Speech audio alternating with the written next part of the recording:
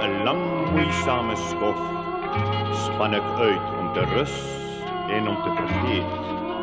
Terwyl ek my verlustig in my voorspoed, voer my gedagtes my terug na die begin van my trek.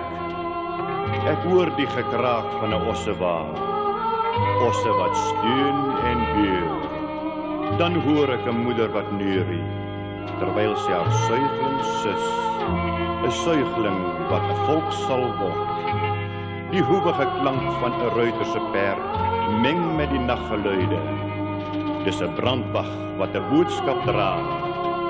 Die sagte streeling van maanligstrale voer my weg na kommervrye droomland, tot daar waar 'n stem my tot die werklikheid terugroep.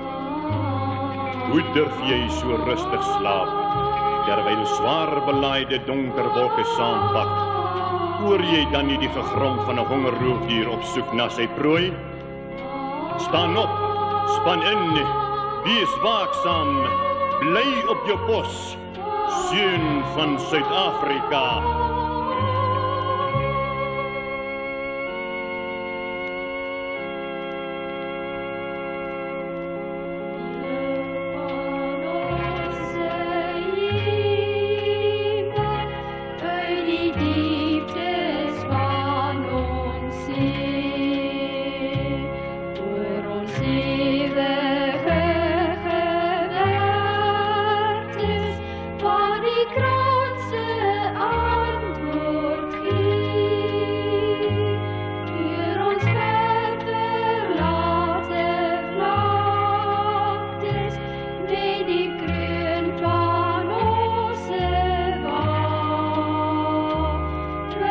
Stay.